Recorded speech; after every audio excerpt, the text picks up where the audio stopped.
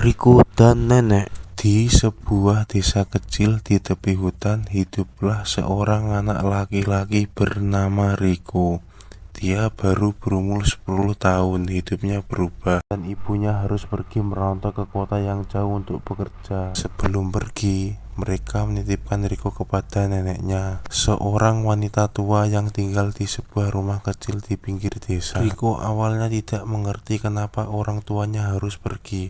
Menangis setiap malam, merindukan pelukan ibunya dan cerita-cerita ayahnya sebelum tidur.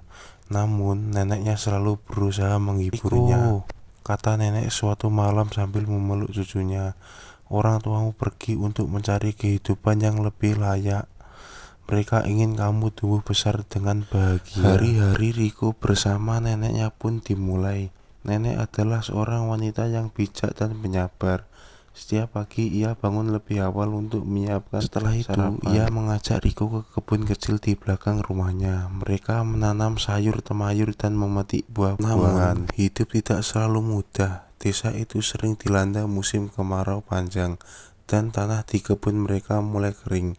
Riko melihat neneknya bekerja tanah dan mencari air agar tanaman mereka tidak mati. Melihat neneknya kelelahan, Riko merasa sedih. Biar Riko yang membantu nenek. Istirahat saja, kata Riko suatu hari. Nenek tersenyum. Riko, kamu memang anak yang baik, Riko. Tapi ingat, dalam hidup kerja keras itu harus diiringi dengan hati yang sabar dan doa. Suatu malam saat Riko sedang tidur, ia bermimpi aneh.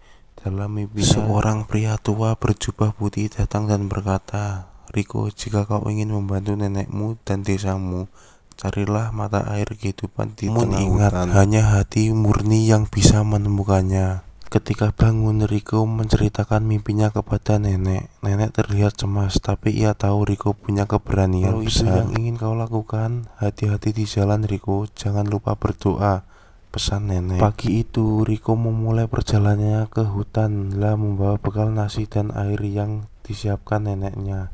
Hutan itu lebat, dipenuhi dengan suara burung-burung.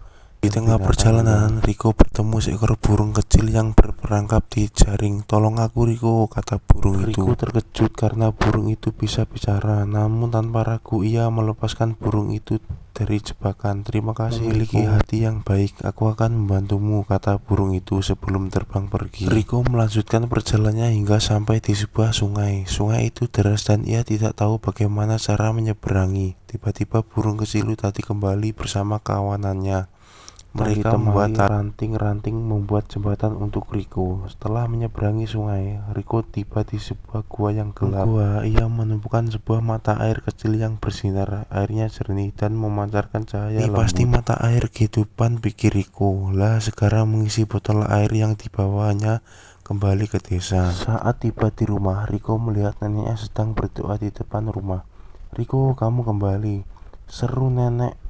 Riko memberikan air itu kepada nenek dan menyiramkan ke kebun. Ajaibnya tanah yang kering langsung menjadi subur dan tanamannya pun tumbuh hijau kembali. Air itu tidak hanya menyelamatkan kebun mereka, tapi juga seluruh desa yang mulai kekurangan air. Sejak hari itu Riko menjadi pahlawan kecil di desanya. Semua orang menghormati keberaniannya, tapi Riko hanya tersenyum dan bahagia. Neneknya adalah yang paling penting, dan meskipun orang tuanya belum kembali, Riko merasa tidak pernah kekurangan kasih sayang. Bersama neneknya, ia belajar bahwa keberanian, kerja keras, dan hati yang tulus adalah harta yang paling berharga.